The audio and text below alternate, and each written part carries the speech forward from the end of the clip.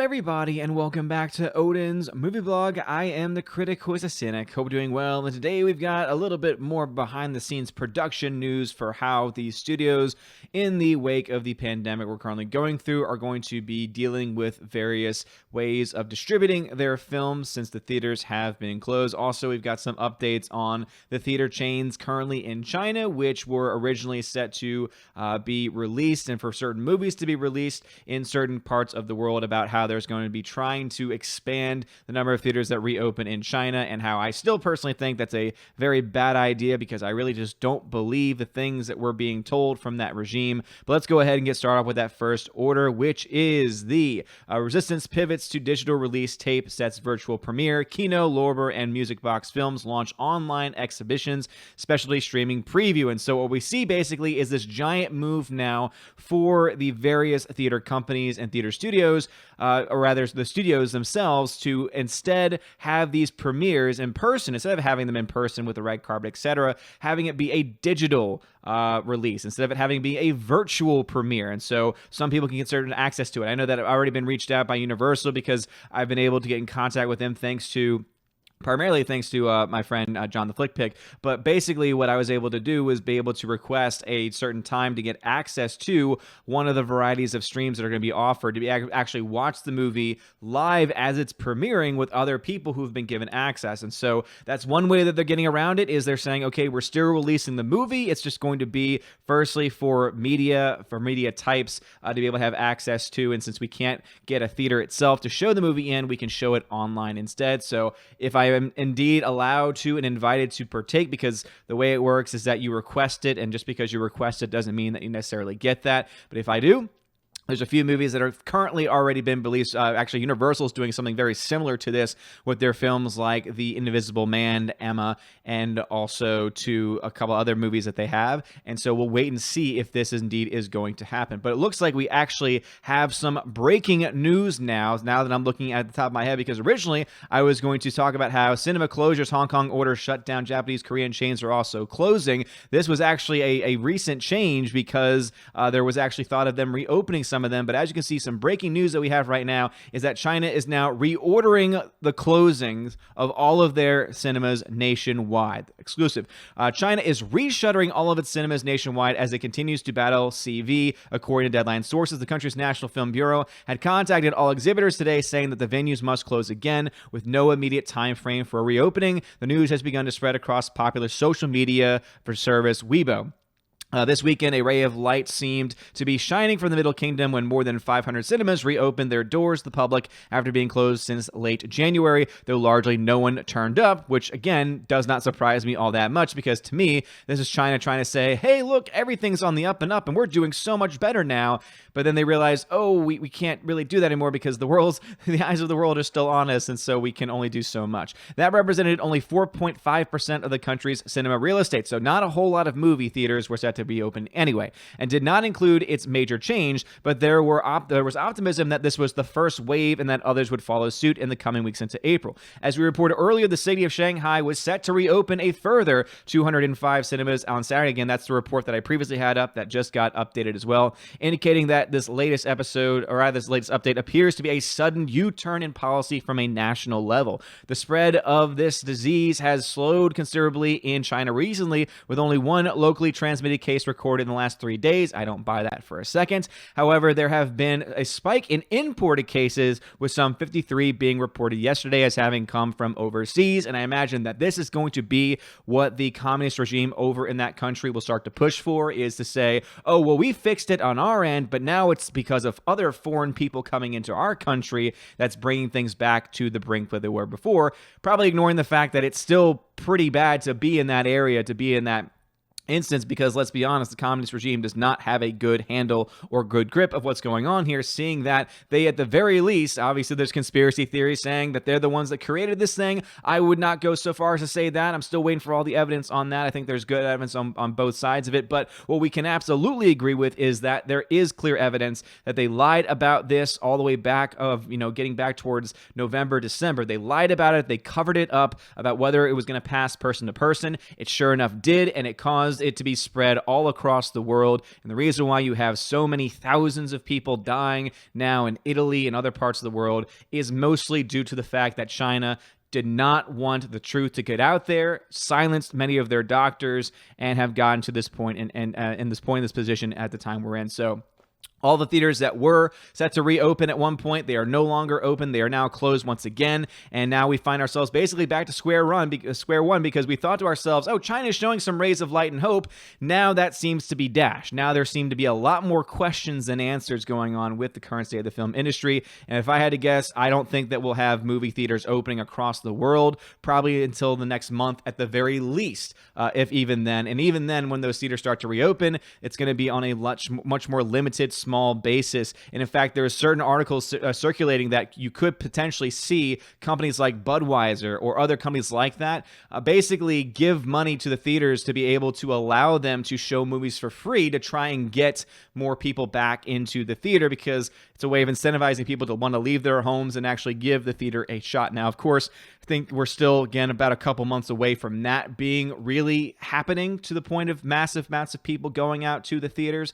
And if you do start to see that, I imagine that many people will continue to try and social distance, can try and wear various things to keep themselves from getting sick as well. But this is crazy times for the theaters. But again, that was some breaking news there, that all the theaters that were opening in China have now been reclosed. Again, that really just does not surprise me in the latest, because I already thought it was going to be a bad idea to reopen them in the first place, and sure enough, that is going to be standing even to this point. But getting back again to that first point I've talked about, saying this is the reason why more so than ever you're going to see a lot of studios doing this. So again, you don't just have Kino Lorber or Music Box Films or other things like that. You're seeing other major studios like Universal, as I mentioned before, who are going to be doing releases of their films that they've already released on video on demand as well. I imagine that you're going to have a lot of these studios sending out review copies for people to watch to give reviews on, but they're not going to be able to give out physical copies. And so you'll either see an influx of people getting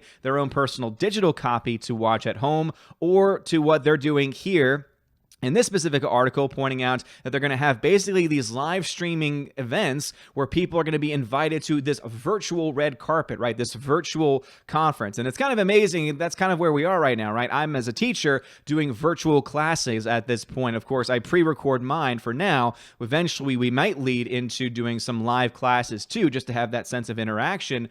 But they're doing this now too. They're going through this and using the technology that we have. And it's kind of concerning too, because there's articles and reports saying that there are certain parts of the internet that are becoming so strained because people are now using the internet at the same time more so than ever before. Will it be able to actually hold up? You have, of course, Disney that says that it's going to cut the amount of bandwidth that it allows to be used at any given time from certain areas by about 25%, and many other streaming companies saying something similar, where they're going to have to offer or start to offer lesser quality to be able to handle just the massive amounts of new people that are going in. Imagine it this way, right? I have my own local server here, and it can take maybe 2 or 3 people at a time on my home network accessing the information on there. If I were to say 100 people would try, it wouldn't work for anyone. Now, this is a very small server. It's using literally a Android TV box, an NVIDIA Shield, and a 10 terabyte hard drive. Again, very low spec stuff. But now think about what these major companies like Netflix have. They probably have these gigantic servers with all the things that they would need, but even those are now starting to be pushed to the paces as well. And so it leaves us with that question. Is it going to be enough to be able to hold us over for a little bit longer? Will there be bigger releases that end up getting released on demand services, almost pushing that even further than before? And will we have more premieres like this in the future? And of course, how long will it take for these theaters to actually get anywhere near the point of being able to reopen? And again, I go back to that point that I made a couple times already, that some people don't like for any reason, but this would be a really good time for a theater to pop up right now as a drive-in theater. All I can say is that if in my area of Tennessee they announce, by the way, we're opening a temporary theater, which could of course eventually become even more so. We're opening this up temporary theater, and what we're going to be trying to do is we're going to be trying to have access to films that have already been out for a low price. That is something I know that I personally would love to be able to see, especially if they're able to get some of these newer releases at a better cost to them and at a cheaper ticket price for us. And you could even have like a local AMC or a local Regal theater be the ones that give the capital to be able to do that, because hey, at the very least they could start to make a little bit of money. But again, that's just my own thought on that. But what are your thoughts? Again, China has now officially said that the theaters that were opening are now going to have to reclose, and the plans that they had to reopen more theaters have now been canceled as well. And you've got many studios now that are going to be starting to do these digital releases. Again, Kino Lorber is one of those distributors, but as I mentioned, Universal having reached out to me recently, asking if I wanted to have an invitation to their basically digital premieres of their films or their digital watch-alongs of their movies, which again, I'll keep you posted on what happens with that, what it actually is when I know more about it as well. Shows us that the movie industry is trying to continue to move on, is going to continue to try and innovate to the best of their ability, and this could obviously have very large lasting impacts on the film industry overall. So let me know your thoughts about this and everything we talked about in the comments section below. If you like this video, smash the like button, hit that bell notification so that way you can get notified, because notifications has been crap recently. No one's really watching the videos. Now we're losing subscribers, but hey, it's all good. As I mentioned before, I do this for fun, but at the end of the day, these are the types of things, ad revenue and super chats, things like that, are what help me continue to do giveaways and to add extra content for my Patreon Subscribe Star members as well. Speaking of which, we're going to have our Chosen to Valhalla stream this Sunday on the regular Odin's Movie Blog channel. I also have a new video up over on the Welcome to Asgard channel where I do a review for I Confess by Alfred Hitchcock and Logan's Run. So hail to Father Christopher Miller for sending me the copy of I Confess, great Hitchcock film, and shout out to Bruce for sending me Logan's Run. Dated movie for sure, but if you want more of my thoughts on the movie and either of those movies, please check that out. I'll try and get that maybe tagged in the card and above my head at some point. But you guys frickin' rock. I hope you all have a wonderful day. Stay safe, stay healthy, and as always, God bless. And now to give a special shout out to my March Patreon and Subscribe Star members: animation commentator Brian P., Dion, David Brobrizik, Divex, Elizabeth M., Enrique Evangelista, Father Christopher Miller, Hail Father, Frank the Tank and the Shawhan Wiener Dog Clan, Harold Francis, the Honker Chonker Funky Monkey, Inflame Wood, Trap Productions, Jason Clark, Jeffrey Toon, JJ Jonathan Jerembeck, Kenneth Camiel, Lady T, Mad Mitch Dunaway, Mr. Peabody and his evil twin with the beautiful hair, Orange Hat Reviews, Outpost Dyer, Perpetual Punster, Riff Magos, Riff Racer Request, Rosetta Allen, Sir Lancelato, Steve Glasker, Teresa Martin, Theodore Bendon, The DJD Show, and Tina B for Patreon, and my Subscribe Star peeps: Robert Revo, Larry, Mr. Roy, Glinzer, G2 Cool 99, Dark Star 57, Alex McCarthy, US 888209 Fast, Dean Heiss, Harold Francis, J-Rod the Beer Guru, Nebadan G. Adams, and ZK Man, and Mike Jackson.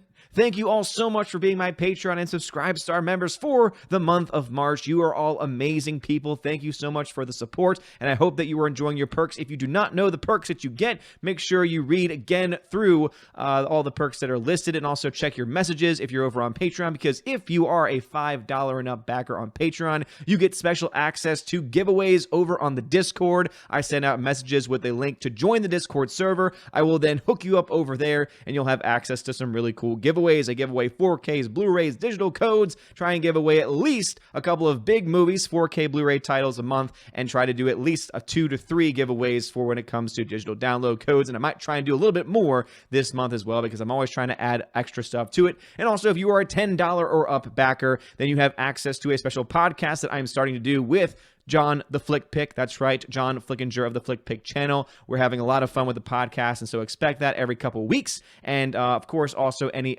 extra behind the scenes, extra footage, extra interviews, extra solo podcasts as well, you will also have access to. And my special $25 and up backers on Patreon Subscribestar, you have access to all of those things that I've listed. You also get a t-shirt. That's right, I will send you a t-shirt for your first month. And of course, you can also be featured on the Chosen to Valhalla live stream once a month. You get to be featured on the Odin's movie blog channel. It's always usually on a Sunday around 12 p.m. Eastern time. You get to join some lovely peeps and have some really great discussion with all of the Chosen of Valhalla and me with the live audience. Anyway, you guys are all amazing and beautiful people. Thank you so much. Have a wonderful day. And as always, God bless.